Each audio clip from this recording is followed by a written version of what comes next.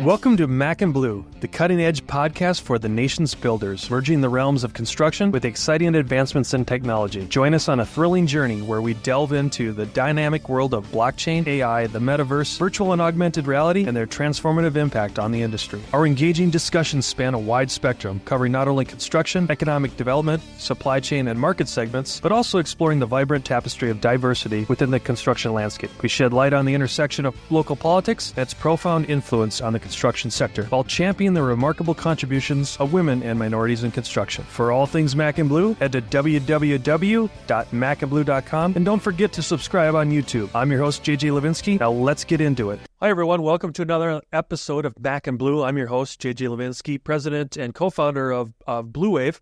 I'm fortunate enough today to have Michael Erath from Next Level Growth on. Little background, because this is what's one of my favorite topics holistically about everything that Michael will be talking about today. But we were fortunate enough to meet at a Vistage, I think it was the annual, the summit, the actual summit about a year and a couple months ago. Yeah. And it was cool in that Michael was a guest speaker, I think, in one of the breakout sessions. Nice. And it was basically, and we're going to get into it, but for all of you that have heard me talk about EOS and all those kind of models, we'll go a lot deeper than that today. Sure. But with that, today's really about, hopefully Michael will offer tremendous insight about, I would call it the entrepreneurial leadership, kind of kick in the butt. Well, how do you get over those precipices, all those different things. And so with that, we can dive in. First of all, welcome, Michael. Yeah, appreciate it. Thanks for having me. Before we get into the context of all this gory data and fun stuff, if you would, we don't want to spend a whole bunch of time on the background. Sure. But I think your story is very compelling. Sure. So if you can, go back, talk about 09, 10, and how are you sitting in this chair today as someone that is sought out? You speak, you all those kind of things, because it's a cool story. Yeah. No, I appreciate that. I excuse me. I never really expected I would be here. The man, the myth, the legend. Right. Yeah. Well, I don't know about that. But so I kind of grew up in a family manufacturing business back on the East Coast. We were closely tied to the furniture market. My father bought the company in 1968, so before I was born. So I was second generation. We had a manufacturing facility in Virginia. Our sales offices were in High Point, North Carolina. And we manufactured hardwood veneer for the furniture industry, for millwork companies, kitchen cabinet manufacturers. People. So you weren't importing, you were actually correct. So so primary business was we manufactured. So we would buy round logs off of sawmills. Oh wow! Timber cutters and landowners, and then we had a facility in Virginia where we actually processed the veneer. And so we would slice the veneer sheets, and then we would sort and grade and sell those, primarily in the domestic market. And company. So all through high school and college, I worked summers and holidays and things like that in the business, and was kind of being groomed to go on that path. And when I got out of college, my father was quite a bit older than me. So when I graduated, he was mid-60s. So in my mid-20s, he was starting to kind of step out of the business from a day-to-day perspective and really fill more of a board role. So I was living in High Point, North Carolina. My wife and I got married, didn't have any kids, and we had a leadership change at the manufacturing facility. So we decided to pick up and move to Virginia and kind of settle there. And once I got out of sales and got into the manufacturing side, I just really fell in love with all aspects of manufacturing. Really kind of taking a raw material and creating something out of it that is not what its original state was. So I was fascinated by that, and we were at the time, all of our business was domestic, and we were about $8 million in revenue. We had about 75 or 80 employees, and that would have been 95, 96.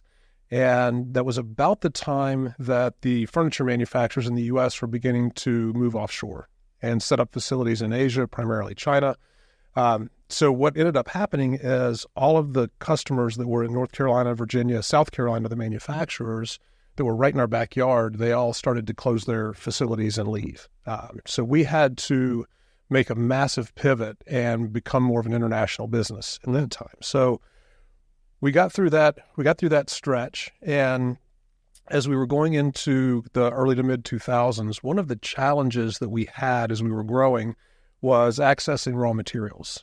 We were sort of in a place in the industry where our finished goods product was somewhat oversupplied and the raw materials were undersupplied. So we were getting squeezed on both ends. And so one of the things, I had joined YPO at the time, and one of the things that I was learning about, especially through some of my form mates who had vertically integrated their businesses, I got pretty excited about the opportunities there. So I brought on a partner, and we started a separate business kind of under the same umbrella, where his background was in timber merchandising. And so he had been working for a company where they didn't produce anything, but they were all different qualities of hardwood logs. They were harvesting timber, and then they were selling everything off. Okay. So we kind of built a vision and a model around marrying these two businesses. And in order to not be stuck in such a competitive environment for the raw materials, we would start buying standing timber. We would be able to go to landowners, timber cutters, sawmills, and buy really large parcels of logs with lots of different qualities. We would select out the logs we wanted to produce into veneer, and he would merchandise everything else through our sister company. So that worked really well. And over about a 10-year span, we grew to $45 million in revenue, 200 employees. We had offices on 6 continents. We were shipping about 200 containers a month of hardwood logs and veneer. So it was a substantial business. So throughout that whole time, my business partner and I, he was a few years younger than me, but we got to be best friends. I was his son's godfather. We vacationed together with our families and got really, really close to a fault. And so as we got into 2008, 2009, and the housing market started to slow down and the collapse started to happen, one of the things that uncovered is that he had been, for about 18 months, he'd been embezzling to the tune of about $500,000.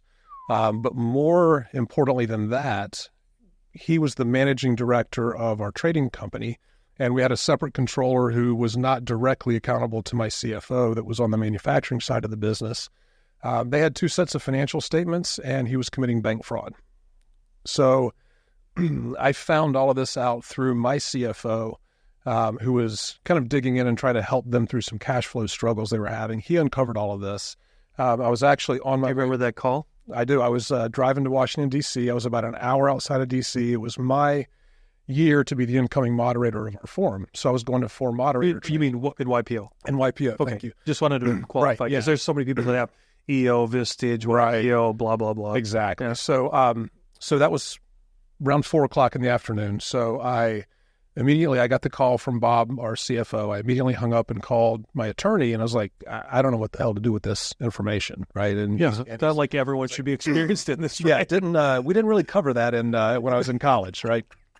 As with a lot of things you learn as an entrepreneur. No kidding. Right. And so he said, you need to cancel what you've got and turn around and come back. And he said, just come straight to my house and This is the attorney. This is the attorney. Okay. And he said, I'll call Bob and we'll figure out what the hell's going on. So it's about 7 o'clock that night, 7:30. I got back to Roanoke, Virginia, where we lived, got to my attorney's house. He was gracious enough to have a nice bottle of wine, and we started to unpack what was going on. By noon the next day, he had helped us engage a former FBI white collars crime investigator, forensic accountant who was now doing private work. And he came in and spent about two days with our CFO to really kind of get his arms around what was going on. And on one day that I will never forget, we had 2 appointments back to back. One was with SunTrust Bank, who was the lender that we were working with, to let them know what we had uncovered. And then the next stop was the U.S. Attorney's office in Roanoke. So the way we had managed our lending relationships, both entities banked with the same bank, with SunTrust, we were kind of maximizing that relationship. And about 2 years earlier, I had gone through a process, a CapEx project to rebuild a lot of our factory, new equipment, and some upgrades on the manufacturing side. So I had taken out a $6 million term note with SunTrust to finance that. So let me interject, because I know a lot of people that listen to this, and I'm glad you're kind of qualifying this. There's both a CapEx and I'm guessing, did you have a lock or an LLC too for operations? Or were you, like most people, it's like, hey, we got a conventional loan over here or some sort of CapEx, and then We're still operating a line of credit for obvious arbitrage and things of that. Right. Okay. And there was a line of credit for the manufacturing business that we would dip into through seasonality curves. Which makes sense. Pretty typical. And then there was a line of credit with the timber trading company. Oh, never thought of that. Yeah. As a separate entity, which that gets back to the bank fraud and how we figured that out, which I'll mention in a minute, because it's interesting, I think, from a listener's perspective to understand what happened in my case, because there were a lot of things, a lot of clues that I didn't pick up on that I think are important for people to learn. And that was one of the things in the first book that I wrote, Rise, in 2017. I went into a lot of detail about that because I wanted people to be able to learn from the lessons that I learned the hard way. But to that point, my father had passed. He passed in 2003. I had taken out this CapEx note with the bank.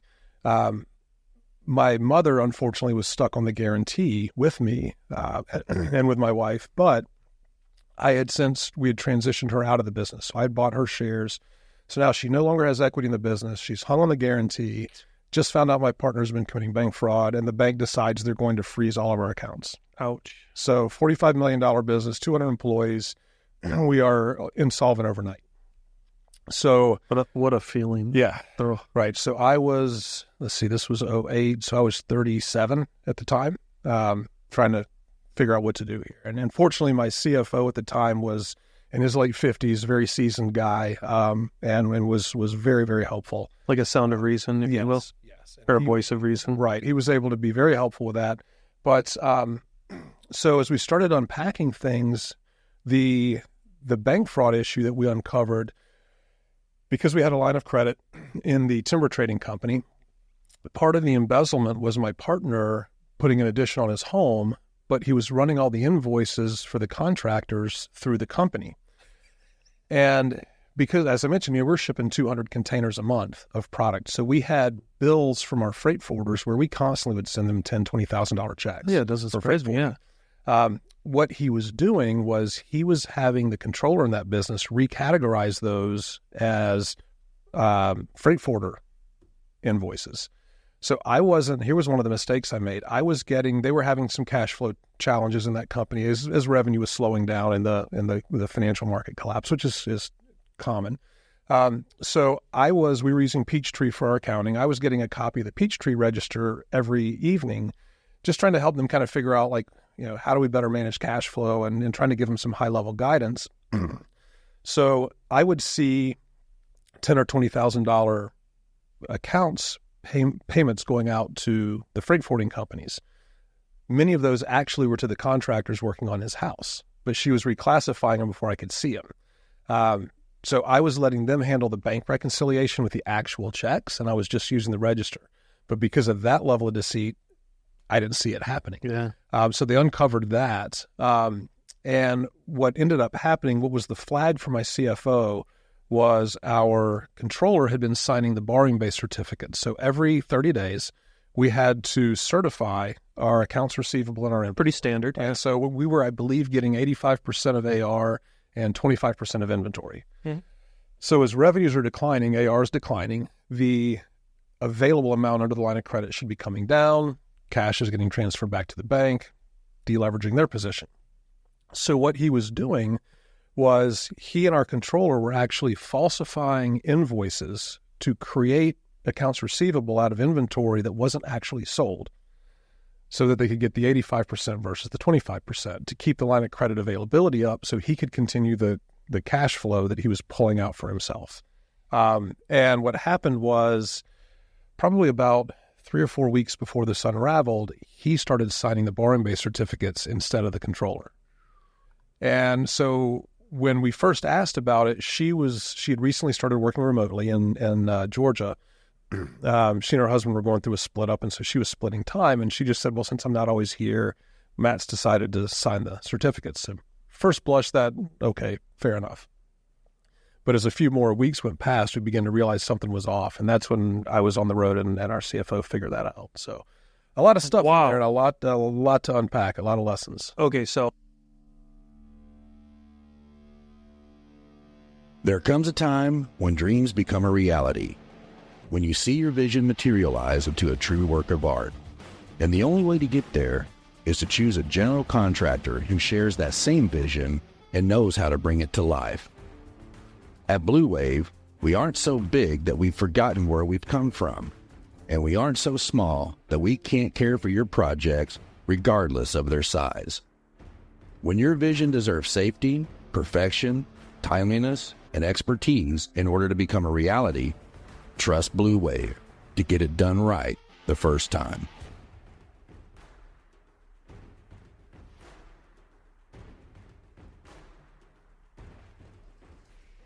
Okay, so again, we probably need 4 hours on that alone. Right. What before we go to the next chapter, what were the lessons that you consistently let's say it's in the book, right? Which we'll give kudos and call outs to the books at the end of the episode here.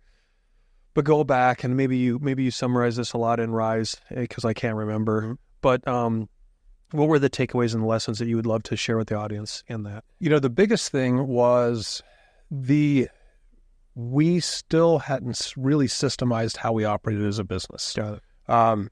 So it was still very much a reactive, seat of the pants way to run a business, which is which hold on, let me go to your new profession where you're at. What's a comfortable percentage of what companies are really operating in that model? Is it 90%? In terms of what model? Or just the wing it, the swag, the wing it. I think if you've systemized well 50-60% of your business, the rest of it's pretty much a swag. Yeah. I would even expect higher because, I'll sit here as an entrepreneur and say, we're constantly trying to systemize and get better and get better. And, think of the people that you and I run into in our community and how we met. Right. It's why were we all there? Because that's what we're seeking. We're seeking betterment in our organization. And I think, to your point, that's the difference in many ways. And this was a big epiphany for me kind of going over the last 9 years of my career.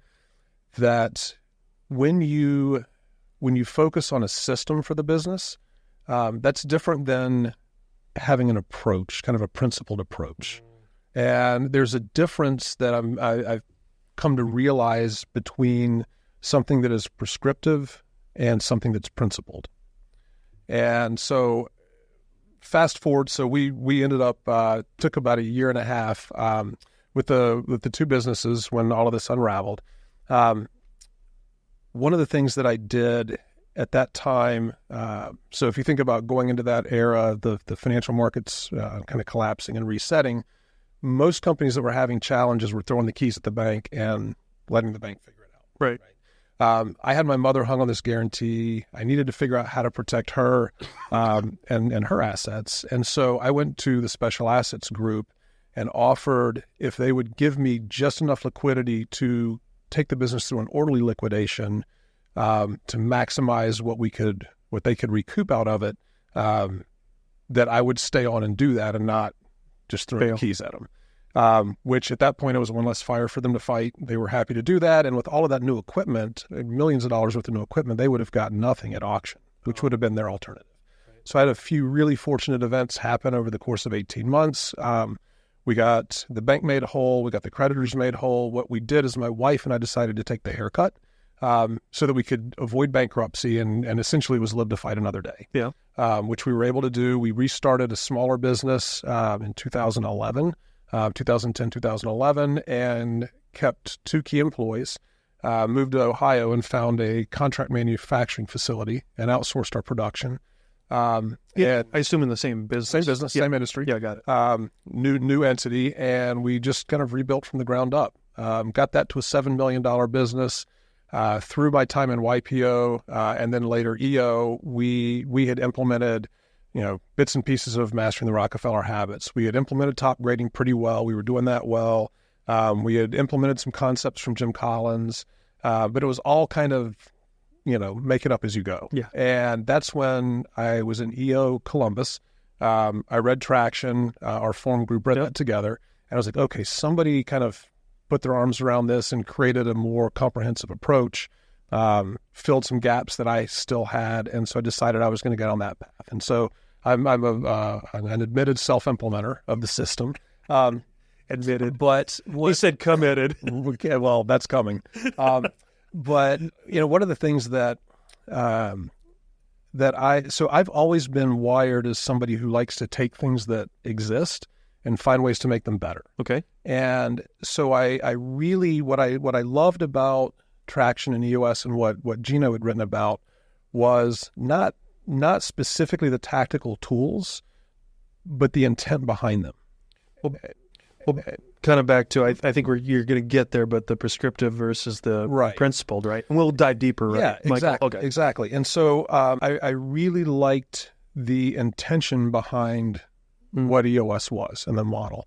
But there were certain areas where I felt like, whether it was through top grading or through something from Vern Harnish and then it became scaling up, where, at least for my company, I could get to the same intent and outcome with something that was going to be better for us, better suited. So, for example, this comes out of top grading, but then was developed further by Vern Harnish in scaling up, this idea of an A-player system. Right. And so we've kind of customized that, but instead of using the people analyzer and that approach in EOS, I adopted a different approach to accomplish the same thing. Right. And so what I started to realize was the path I was going down was based more on a principled approach to these intended outcomes versus a prescriptive kind of paint by numbers. You have to do it this way in this order. And so I think that's for a lot of organizations that really don't have anything in place, any systems or structure. That's a great place to start. Yeah. Because it's simple, it's easier to follow, it's easier to implement and get your head around. But I don't necessarily think for a fast-growing organization that really wants to scale, it in and of itself isn't going to get you to the top of the mountain. If that makes sense, right? Third. And so as I started looking at that, I think, as I said, a prescriptive approach is limiting. It lacks flexibility, but as a result, it's easier to teach. It's easier to embrace. It's easier to get started with versus a principled approach where you're thinking much bigger, much more expansively, and you're agreeing to and committing to a handful of principles. We call them the 5 obsessions of elite organizations. And it's, in our case, it's 5 specific things that I believe if you're truly going to build an elite organization, not just a good one, these are areas that you have to obsess about on a daily basis. And so that's kind of led to that shift for us, the difference between prescriptive and principled. So before we dive into all of these kind of topics then, Michael, if you can, and if I've been a good listener, hopefully I have been, will you help bridge the Ohio thing to next level growth? Like, what was that transition? Like, when did you, hey, honey, we're dumping this and we're moving to Arizona and next level growth is my new baby? No, I appreciate asking that. So, so my wife and I now, so long story short, we met when we were 4, started dating at 15, got married at 22. So we've done our entire lives together. After we got through everything with losing the businesses and having to restart, moved to Ohio, she had seen the toll it was taking on me and just the wear and tear of the industry and everything we'd been through. And in all honesty, that move to Ohio and starting the new business was more because I needed to ensure I had a job and I knew I would be a terrible employee. So I didn't want to work for somebody else. At least you're honest with yourself. I kind of built a company that created a job for myself. Got it. Right. Fair enough. And we were successful and we were growing. We made Inc. 5,000 in 2015. But it was really at her encouragement that I looked for something else to do. And I had a really good friend who's actually still a client today. But in 2015, he asked me, he was an EO member as well in Columbus, had a custom furniture manufacturing company, and he was trying to self-implement EOS as well and really struggling to do it himself. And he had seen the success we had had with it and asked me to help his team out. So just on the side, I started helping them kind of figure it out and work through it. And I realized not only was this something I enjoyed significantly more than this industry that had kicked my teeth in for 20 years, but I had read a book by a guy named Bob Buford about a year earlier called Halftime. You love that book? Yeah. And it really resonated with me, this idea of spending the second half of your life taking everything you learned in the first half and giving it all back. And so it was really that kind of that purposeful introspection together with my wife's encouragement that she really felt like I was suited for something else, that caused me to make that change. And so I became an EOS implementer in 2015. Spent six years with EOS. You did. I didn't realize it was that long. I know I've read your story 100 times, and I never knew it was that long. Right. And what was interesting was I was fortunate to grow really quickly in terms of my own book of business because my story resonated so well with entrepreneurs. Right. It's if you want to be an MMA fighter, you're going to work with the coach that's got the cauliflower ears and crooked nose, and you're not going to work with the guy that read about how to fight in a book. So well stated, Michael. Well stated. So that was great. But I got to a point where I really wanted to branch out. I had clients that had been with me for years, and they had mastered the system. And I was getting a lot of people asking me, or clients asking me, like, so what's next? Yeah. Right. And that's when I branched out and I decided I wanted to get certified in scaling up. I wanted to immerse myself in as much other content as I could because I wanted to be able, I was developing great relationships with clients, and I wanted to be able to stay with them on the journey and continue to add value beyond just the blocking and tackling fundamentals. And it was at that point that I decided to part ways with the EOS. They were moving down the franchise path, and just our values kind of went in different directions. Perfectly fine. The typical maturation cycle. Exactly. Yeah. So I started Next Level Growth. I was originally one of the co-founders of Pinnacle Business Guides, together with Greg Cleary and Dwayne Marshall. Again, I don't want to take up too much time, but just give just a broad perspective of that. There comes a time when dreams become a reality, when you see your vision materialize into a true work of art. And the only way to get there is to choose a general contractor who shares that same vision and knows how to bring it to life. At Blue Wave, we aren't so big that we've forgotten where we've come from, and we aren't so small that we can't care for your projects regardless of their size. When your vision deserves safety, perfection, timeliness, and expertise in order to become a reality, trust Blue Wave to get it done right the first time.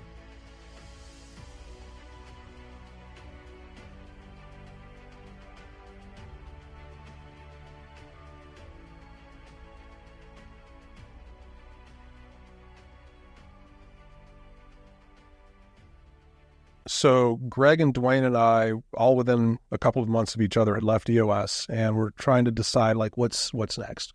We had been part of a mastermind group that Greg had started, and had been very, very valuable. So Greg and Dwayne, it was November, Detroit and Minneapolis were cold as hell, so they flew out here. That's why we moved out here. Right. So they flew out for a long weekend, and I had a portable whiteboard. We're sitting by the pool having cocktails. We pull this whiteboard out, and we're just trying to mind map, like, what the hell are we going to do now? We're on our own. We got to figure something out. And that's where, literally, out of that mastermind group and the three of us sitting in the Arizona sun in November of 2020 or 2019, I think it was the end of 2019. That's where the idea of Pinnacle Business Guides was really born. Okay.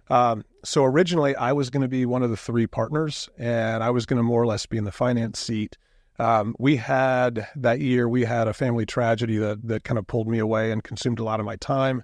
And I realized I was not going to be able to be as committed as I wanted to. So essentially I agreed that I would forever be a Pinnacle Guide and be part of that organization. I'm actually member number one. And I've been with them ever since. All of the guides we have at Next Level Growth are members of Pinnacle as well. But because then they had kind of started down their own path, I did not want to be in a situation where I was building a brand that I wasn't an owner of. Makes sense. And so we agreed more or less that the kind of Phoenix market is going to be Next Level Growth. And we're supporting in part of Pinnacle. We're very similar, but it also allows us to do some things differently again and continue to evolve the way we want to, and build out our own little kind of bespoke firm here in the Phoenix market. Good. Okay, now let's get into some meat and potatoes. Let the audience know. I'm a role player and just give you hypotheticals. What was Next Level Growth like with those first few clients? In other words, if I came to you, what was I coming to you with? Pretend that I was that one of those first clients. Michael, I need help with my business. I'm a struggling entrepreneur. ... Right. What did that look like? So a lot of where that conversation started was I wanted to differentiate our approach and what we were doing. So I always start with kind of a clarifier that we really are focused on working with entrepreneurs that truly want to do the work to build something elite. Versus what? Versus I just want to, all of my buddies are doing this system. Got it. Right. I'm baiting you here. Because No, right. Well, my Vistage group's doing scaling up, so I want to do scaling up, or whatever insert your business operating system. And if that's what they wanted, I wanted them to go do that. Yeah. Right. See ya. Yeah, that's a great thing for you. Fantastic. But that's kind of checking the box because that's what everybody else is doing. And so what we really focused on was, in that case, I would ask things like, going through our 5 obsessions model, do you feel like if you were able to truly obsess about filling your organization with great people and do that to a very high standard all of the time, would your business be more valuable and would your life be better? Right? The answer is almost always yes. Yeah. Right? So I would go through that. I would go through inspiring purpose, optimized playbooks, culture performance, and growing profits and cash flow with that same question. And then talk about where they wanted to go as a business. And so let's say, for example, somebody had a $5 million business. They wanted to get to 20 million. I tried to get them to focus on what's the marginal value over however long it's going to take you of being a $20 million business versus a $5 million business, and start thinking about that in terms of enterprise value for the company, right? And what would that be worth to you? And are you willing to do the work? And we would talk about what that really looks like. That's the key question right there. Right. I saw a great quote just a day or two ago that I think the way the quote was written was, the magic you seek is in the work you're not willing to do. Right. And if you think about that, how true is that for most entrepreneurs? The dream we have, the summit of the mountain we want to tackle, is primarily limited by the work and the decisions we're not willing to do. Let me interject and ask you a tough question, but I'll fall on the sword here. Sure. Guys like me, they come to guys like you. Sure. How often do you have to tell a guy like me, you're the problem? My hope is that they come to realize it through the questions that I ask and the challenges. Yeah. Sometimes we have to say it. Yeah. Right. And it's, I think it wasn't that specific instance, but I remember on your podcast, Sergey, talking about a conversation we had early on where I told him that I didn't work for him. I worked for the BHAG. I worked for the vision they had for the company. It's true. And he was really pissed off at first because it's like, I'm the one signing the check. Sergey, don't worry. It's tough love. It's tough love. He knows that. Yeah. But it was cool because he started to realize that, no, that's what I need. I need somebody who's invested in where I want to go, not wanting to keep me pleased to keep me as a client. Yeah. So I don't know if that... It answers the question. Okay. It just, because we say it all the time, but does it really sink in? Right. Anytime whether it's on this podcast or in any of the groups that, that we associate with or this audience does, how many times do you sit there in that audience and go, he's talking about me. Right. He's talking about, or she's talking about me. Right. I'm the problem. I have to find the principled approach to get to the BHAG or the dream or the vision or whatever those things are. I think that's so common with entrepreneurs, and we tend to be our own worst enemy, but we put so many expectations on ourselves and we feel like we have to have all the answers. Right. And the beauty of peer groups, which I think there are a handful of things every entrepreneur needs. I think one is some sort of a principled approach to how they operate their business. I think the other is a peer group, whether it's Vistage, EO, YPO, things like that. There's huge benefits from being in a peer group because it helps us kind of challenge the voices in our head, right, by being in a peer group like that. And then a third is, I think, is a coach. If you really want to be elite, think of a golf example. If somebody's a golfer and they're a 20 handicap and they want to get a little better, they'll hire a pro for a little while and they'll take some lessons, and that's kind of it, and they'll get better. But the tour level players, they have 2 or 3 coaches, right? They have short game coaches, long game coaches, mental coaches. They have all these different coaches around them, but they're trying to perform at such an elite level that's one of the legs of that stool that they want to make sure they always have. What's your feeling? And hopefully this doesn't cross a bridge of too awkward of a question. No, those are the best. How do you feel, Michael, because I know we're going to get into the weeds within some of these things. But where do I go with this? The interpersonal part. So I love what you did. Okay, I need a peer group. I need a coach. Mm-hmm. But I also see a lot of people that I would describe in the entrepreneurial space of they're very guarded about their inner, call it their spirituality, their connectivity. Mm-hmm. Do you call that what you want? The soft skills or kind of addressing maybe the emotional intelligence and EQ, that kind of stuff. How do you feel about that? Like, how do you coach, and how in Next Level Growth do you approach that whole sector of the person or the entity or the BHAG? Sure. It's so a couple of things. Number one, I always try to take a who first approach. Okay. And that's around core values. That's around your purpose as a human being, a purpose within your business, and your skill sets and performance and things like that around the job. But one of the things that I feel many people lack as they grow into a business is exactly those soft skills, soft skills of leadership. I think I see this a lot with leaders that are developed and promoted in companies. We take people who are really good at a task, and because they're really good at it, we put them in charge of a team, right? But we never spend time investing in them learning the soft skills of leadership and connecting on an emotional level with people. And I think that has to start with the founder and with the founding entrepreneur. We teach this goes into a little bit of the weeds, but we, for example, and did you guys run on EOS or Quasi? Okay. So, there's the quarterly coaching conversations, I think they're called, right? Or quarterly conversations. We just, because I believe words matter, we call them quarterly calibrations. And the idea is more about just getting calibrated with the person to whom you report or with your direct reports. But those conversations, I believe, are really, it's more important to connect emotionally as any leader with your direct reports. Excuse me. Bless you. To connect on an emotional level and help them understand that it's safe to come to you, right? That you've got their back. You're there to help them and support them. And a lot of times we'll come, and I've had clients that I've fired, and I've had prospects that I won't work with because the founders aren't willing to kind of look in the mirror and challenge themselves to grow emotionally. They either believe, one of the ones I come across all the time is like the guy that I don't give 10s, right? And it's like, how long? So I'll usually start with like, well, why don't you give 10s, like to your employees? Why is a 10? Why will you never give a 10? Because they can always do better. Like, okay, I get that. But do you think that if you never give them a 10, if they really have done well and deserve it, do you think they're going to keep trying harder, or do you think they're eventually going to just throw in the towel and just phone it in? Yeah. Right. And so sometimes leaders that's their mindset, and they feel like I have to grind on everybody. And I just don't think that works. For sure doesn't work anymore. It might've worked in the 60s and 70s, but it doesn't work today. I don't know. Let's navigate this next part together. I'm going to kind of open up some options, and you tell me how you want to go down. Sure.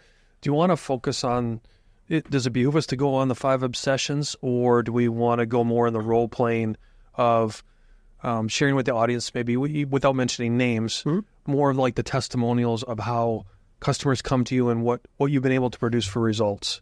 Sure. I almost think that the second one would be a little bit better, because I think we'll get to the 5 obsessions in that dialogue. Right. Is that fair or not? Yeah, absolutely. And I think, the 5 obsessions, I mean, just going on our website, you can read about that. Well, if you want to, just summarize them quickly again. Yeah. So again, the 5 areas that we believe entrepreneurial organizations and entrepreneurial leaders have to obsess about to truly build an elite organization. Number 1 is great people. And yes, these are people who share your core values. Their behaviors are consistent with the core values, but also from a performance standpoint. And I'll get into this just a little bit in the weeds. We can come back to it if you'd like to.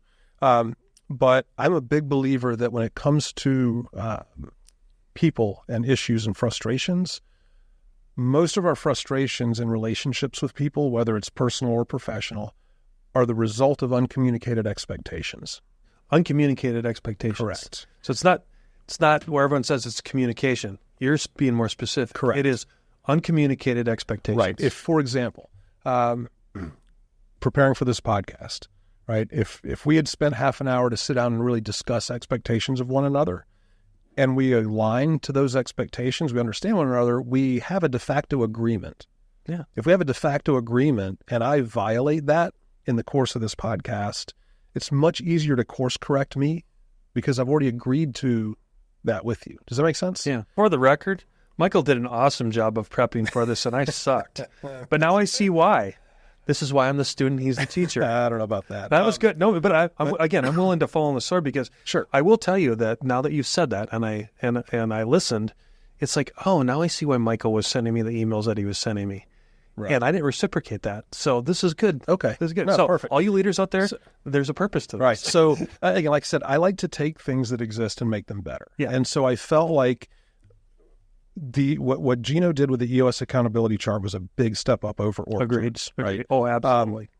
And I feel like it still left too much margin of interpretation when you, for example, you take an accountability chart seat and you have a director of operations and one of their roles is make the product. Okay.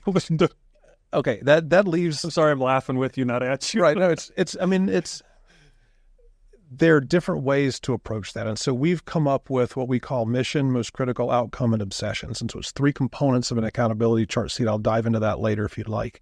But that's all part of great people. If we can set better expectations with one another and essentially get to agreements around that, it's much easier to hold people to a high performance standard and to coach them where they need it with regards to that. So kind of that's a little bit around great people, but I also think, and Jim Collins talks right people, right seats, which I think was kind of transformational in the early days when he started bringing that up. But I think there's a little bit of a third leg to that stool, which we address in our second obsession, which is an inspiring purpose. Okay. I could come to work for you at Blue Wave, and I could absolutely be aligned with your core values and behave consistently with them. I could be a high performer in my role, and I'll be a very good employee. But if you can get me to emotionally connect to an inspiring purpose behind what we do and really take that seriously and take that responsibility seriously, I will show up more creatively. I will put more effort and energy. I will fight harder for everything that we do. And I'll be that much better of a team member and part of the organization. Which you just validated my previous question. Well, back to, you know what I'm right. saying? Like back to the EQ and how just so many entrepreneurial shops are just, it's P&L and balance sheet. Right. But if you think about it, in human history, for thousands of years, we're storytellers. Yeah. Right. That's what we are as creatures. And so most companies, when you think about their marketing budget, 100% of it is spent in external marketing. 0 is spent internally marketing and communicating to team members. Right. And I feel like there's a percent of that you have to have an inspiring purpose and a way of communicating that to employees that gives them something to buy into. And I've even got clients in very commoditized businesses where maybe it's not a big save the world external inspiring purpose. It's more about the team members within our company and the people within our care. How do we see the business's responsibility? Yeah, like you're saying though, Michael, a community can be this big or exactly this big, right? Right. And it's just got to matter to the people that are part of that, right? Now that's So how do we better obsess about an inspiring purpose? Third is optimize playbooks, right? How do we really systemize the business well and give people those playbooks? Think about one of the examples that we write about in Path to the Pinnacle, the book I wrote with Greg, is you could take an NFL all-star team, right? And put them on a field, don't give them playbooks, and don't give them practice schedules. Put them up against a college team that's got playbooks and practices how to run those plays and executes them well. I'll bet you the college team wins every time, right? Not because they're better performers or better athletes, but because they know how to run the plays. They know when this happens, when this is the situation, here's what we do, here's what this guy's going to do, and here's how we work together. Our businesses are no different, right? When you get a new RFP, right? There's a play that a project manager should run. That's the right way to do it, the way that you guys have kind of made it on brand for you. But if you don't have those playbooks, you might have 5 PMs in your company and they're doing it 5 different ways. Well, as a result of that, you get chaos, you get a different customer experience. It's It doesn't feel as on brand. And so you've really got to obsess about those optimized playbooks. The fourth is a culture of performance. And it's really about understanding the right data points. The example I often like to use here is if you think about watching any basketball game, every time there's a timeout called, one of the coaches goes to the scorer's table from the statistician, gets the stat sheet, comes over, and they're looking at the stats, right? And so every week, your business is on the field playing the game. And if you've got a good cadence of weekly meetings, those weekly meetings are the timeouts. Are you looking at the right stats, and are you making game time adjustments based on what's happening and what the stats are telling you in order to continue to optimize and improve your performance? Are you holding people accountable to the expectations, right? The communicated ones. The communicated ones, right. Are we tolerating things? Are we buying into the storytelling trap of why somebody's underperforming? Or are we really, are the leaders we have really spending time being coaches and really working with and developing people who have the abilities and just need more coaching and time invested in them? Or are we kind of leaving them on their own, right? I mean, I talk about, onboarding processes. One of the things I love to ask clients in the early days is, if I were to ask the last 10 employees that came to work for you, if they had a good onboarding experience or if they got waterboarded, what would they say? And they all are like, oh God, we waterboard our employees, right? And it's common. Well, it is, right? But if you imagine an employee with a great onboarding experience, within the first 90 days, the boss should know that I got a great hire here, or they've been exited. The employee should feel like my boss has my back. This company has my back. They're giving me the resources I need. They're giving me the things that I need. And more importantly, this is back to your comment about the soft skills. They should feel like I now have a relationship with my boss where I can go to him or her with anything. Yeah. Anything that I need, anything that's challenging me or frustrating me. I've got an advocate in the person to whom I report. So it's really about instilling a culture of performance, always coaching people up or out if they're not meeting expectations. And then lastly, I think a lot of organizations view profits and cash flow as a byproduct of everything else. And I think in theory, that makes sense. But I think to truly build an elite organization, you have to be intentionally and consistently obsessed about how do we grow our margins? How do we improve our net cash flow? Because that's the oxygen and the fuel we put back in the business. And if we allow that to be a byproduct, that's exactly what it will be. Extremely well stated. What, with all your clients, can you think of a story or a test, again, without mentioning names, where you saw an aha moment of someone breaking through on combining those two? Yes. Can you share? So one of the things, because that's your nirvana, right? I mean, sitting in your shoes as next level growth, you get to go ring the bell, going, we got him to the finish, right? Or at least over that precipice, right? Yeah, it's interesting. Sometimes these things I like to kind of jokingly tell clients when we have one of those breakthroughs is like, all right, so the next couple of years I'm free because of this, right? So one of those things is go back to Jim Collins' Good to Great hedgehog concept, right? Yep. That was the original source for core purpose in EOS. But profit per X was removed from the hedgehog concept. Okay. Right? It's your purpose and your strategic niche. But Collins also talked about profit per X, what drives your economic engine. So in my manufacturing business back in Virginia, prior to the collapse in 2008, one of the things that my YPO form got into was really trying to understand our profit per X as a business. And once we understood it, how to analyze data through that. So I've got two specific examples I'll share. One was in my own business. So manufacturing hardwood veneer, we had about 8 species that we produced. So think of each species as a different product line. And then within those product lines, there were different grades that we produced. There were different suppliers from different regions. So lots of variables that went into. So you had a lot of SKUs, basically. Right. Yeah. Think of it that way, exactly. And so one of the things we realized, it was very capital intensive to grow our business in terms of expanding production capacity. If I wanted to add, we had 4 production lines. If I wanted to add a 5th production line, it would have been a $3 to $4 million investment.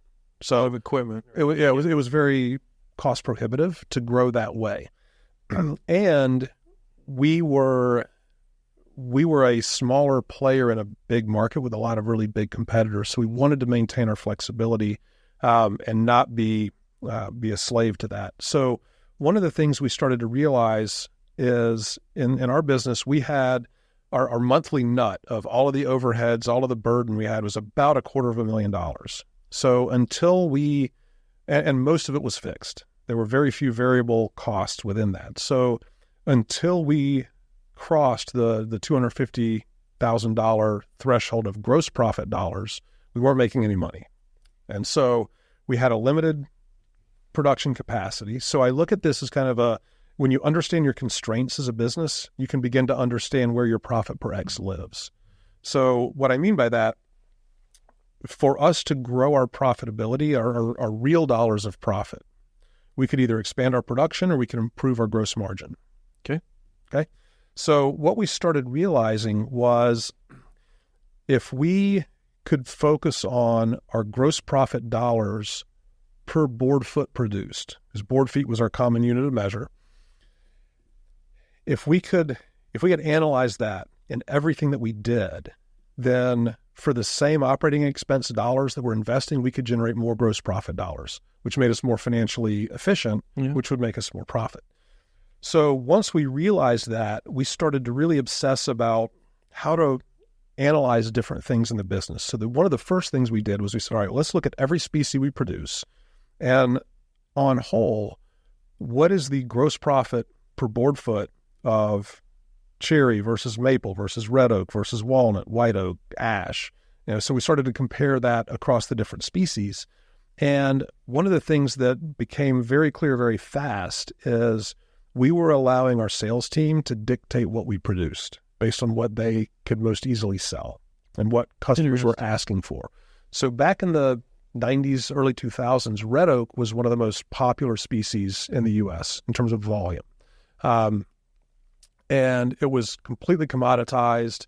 When we looked at, and without referencing the spreadsheets, I don't remember the exact numbers, but I believe that it was somewhere around $1.80 per board foot that we needed to generate in gross profit dollars to be profitable. Red oak was contributing, I think, 50 cents. So it was cannibalizing so much profit, but it was 20% of our production because that's what our salespeople could sell. That was driving volume. And we started looking at that and we thought, oh my God, like, why are we doing this? So we essentially said, we're going to stop producing red oak completely, and whatever customers we lose, we lose. The math doesn't lie. It's there, right? Yeah. Then we started looking at, for example, so if $1.80 was the threshold, we might have, I think maple was around $2.50. So it was significantly a positive contributor, but we weren't really aggressively going after maple. So we increased our maple production. We essentially told the salespeople, you guys want to get paid, go find us more options or opportunities to sell maple. Same thing with birch was another species. Ash was profitable. Walnut was good. White oak was good. So we started to change our species mix. Would you call that, don't we call that loss leaders in today's? Right. The challenge was the loss was so great that, now if we had been a production company twice our size, our unit cost would have been much lower and we could have made sense of it. But the delta was way too big for a company our size. Makes sense. So we got away from that. Then we started looking at by species. So cherry at the time was very popular. We looked at all of our cherry suppliers, and we had, at the time, 5 different log buyers out in the field running around buying logs. So we looked at how do each of our log buyers, by each species, how do they stack rank in terms of the gross profit of their purchases per board foot versus everybody else. And so the guys at the top of the list got the budgets, right? And then we started looking at suppliers, the same thing. We had some situations where a log buyer was buying from a very large supplier because they could go in one day and buy half of what they needed for the week. But those were often the least profitable suppliers, right? And so we started telling them basically like, you're not going to that supplier anymore, or we're cutting them by 50%, different things like that. And so we started to manage all of those things. We looked at customers and how do the customers rank by species. And so all of those allowed us to make small adjustments. And the net of that over about a 2-year period was we grew our monthly gross profit by about $100,000 on average. We did that without spending any additional operating expenses. But it's just by focusing on that. Just by making different decisions because we were more informed. Yeah. All of that fell to the bottom line because we weren't spending more money to go get it. We were just being smarter about the business. And that's one of the things, like when you think of profit per X and somebody says, oh yeah, we've got ours figured out as profit per employee. Bullshit. Yeah. That means either you don't understand the concept or you're intellectually just being lazy about it. Or both. Or both. Could be both. Or all the above. Right. And now one of the things now in a people-intensive business, which is we transition more and more to a service-based economy, that's typically what we become. If that's what you think it is, I would challenge people to consider profit or gross profit, whatever's the right level to measure that, per human capital dollar. Because if it's per employee, well, you might have a $20 an hour employee and you might have a $200,000 employee. I'm glad you defined that. You can't make that an even playing field and say per employee. Yeah. But if you make it fully burdened human capital dollar, now we start looking at what's the ROI on different employees based on what their our fully burdened investment in them is. Right? You talk about, if you were to talk about Blue Wave, for example, you're debating buying 3 different pieces of equipment for one job, right? We're looking at 3 different options. You're probably having intellectual conversations about the return on investment and the payback of one piece versus another. Hey, be careful. You're giving me too much credit on the intellectual part. That's what my CFO's for. Well, there you go. Right. Somebody's doing it, right? The challenge is, I don't think we do that with employees. We don't. Right. And so, well, I shouldn't say we don't, but you know, generally speaking, correct. And so I think in most cases, we need to look at the people who fill the seats in the company through the same lens. Yes. If I'm a project manager, I'm just pulling that as an example, right? And there are 4 other project managers. If we're all in essence being compensated roughly the same, what's the actual return on investment that the company gets for the money you spend on me versus the next person? And so, you know, it's profit per project or things like that, and that we can start to look at, and you can at least establish a standard that if we're going to spend X fully burdened with benefits and taxes and everything else on a project manager, we need them to return at least Y in terms of profit back to the business to justify we're getting a return on that investment. But back to what you said before, communicate the expectation, right? 100%. So once you get this figured out, everyone that's listening, there's your implementation. Now that I realize we shortcutted everything here in our quick dialogue. Sure. Michael, if you can see, we've already almost blasted through an hour. So yes, we did. I want to take a time out because we could talk forever. Sure. Let's go back and focus on, I would love for you to describe to your own words for the audience, go through your books and then do a little pitch on kind of what next level growth is. I know it's going to be hard to wrap up in 4 minutes, but just kind of what you're looking for so that the audience out there, whether it's them or people they know, that'd be a perfect match for you guys. So if I could flip that. Or go ahead. So next level growth, the way we try to differentiate ourselves is we are an approach, not a system. And we are fully focused on the outcomes that our clients want to achieve. And so if you imagine, and I know Vistage uses the mountain climbing analogy as well for your Vistage listeners, if you and a team were going to go summit Mount Everest, you're going to hire a Sherpa who's been up and down the mountain to help you get there, right? You're not going to read a book about it and find your way. We are much more a team of Sherpas that are there to help you get to the top of the mountain. In order to be a guide at Next Level Growth, you have to have been an owner or a CEO of a company with at least 10 million in revenue and 50 or more employees, which is kind of the old YPO qualifying standards. Makes sense. Because when you've gotten to that level of scale, you've encountered most of the same issues and challenges. You've seen some landmines. Yeah. Right. So you have a little bit more experience to draw from. So nextlevelgrowth.com, you can learn more about that. You can reach out to any of us for a conversation there. And I will qualify, again, I'm, in my space, but having been in your office, been to, things that you've spoken or shared, you cover all verticals. This isn't just construction. So I want to be clear about that. Yeah, absolutely. We've got wealth management clients. We've got rehabs. We've got manufacturing businesses. It runs. You're agnostic. Yeah. Exactly. We're very agnostic to that. as long as the leaders truly want to build something. In terms of the books, in 2017, I published Rise, the Reincarnation of an Entrepreneur. So that's the deep dive into my story and background, lessons learned. That one is also available on an audiobook. I was the narrator of that one. And then last year, Greg Cleary and I wrote The Path to the Pinnacle, which is a collection of stories. There's so many parallels between the way we operate and the way Pinnacle operates. It's a collection of stories around the approach that we take and different things that our clients have done to truly make it unique to them and their businesses, and some of the successes that they've had as a result of doing that, and the freedom and the flexibility that allows for them.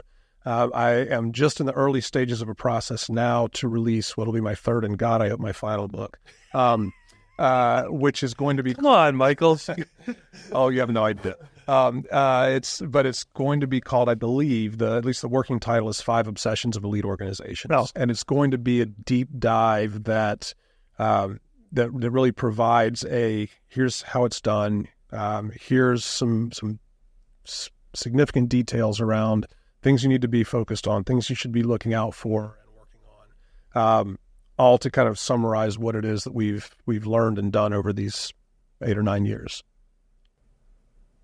Well summarized. Look, even finished early.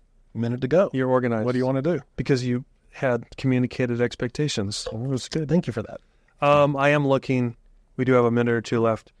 Michael does have a field guide book that they've published right here. You want to just talk through that a little? Yeah. So again, take things that are good and make them better. Right. So one of the things that I found a challenge with a lot of the operating systems is the materials that you get as a user are somewhat sparse. And so in our Basecamp field guides, this is what we give all of our new clients when they come on board. There are pages of context and examples. So for one example, accountability chart, we take a very different approach to that. And one of the things we wanted to do is, instead of just having an example that's a template that just says, function and roll, we wanted to have examples. So we have a manufacturing company's example, a professional services, and a home services business type example, not only leadership seats, but all the way down to frontline employees. And we specifically call out what we think are some optimal missions, most critical outcomes, and obsessions. So our clients have significant detail to follow as a guide when they go to roll this out, because that's where a lot of these things fall apart, is in the operationalizing them throughout the business. Well stated. Michael, I can't thank you enough for coming on again today. For the audience's sake, reach out to him, Next Level Growth, all of his associates. I will tell you that I've personally been at their office and gone through their onboarding process. It's phenomenal. Thank you. And I mean that. We did, for the record, we did not sign up at the time because I wasn't ready. Not yet. Yeah, just yet. Yeah. But I just can't say enough good things, because I know a lot of our friends and colleagues that I know that have gone through your system, your guidance, your advocacy, if you want to call it. They've come out the other end better. So kudos to you. So thanks again for coming on today. Thank you. I really enjoyed it. You've been listening to the Mac and Blue Show, brought to you by Blue Wave General Contracting. Be sure to subscribe to the Mac and Blue podcast on your favorite podcast platform.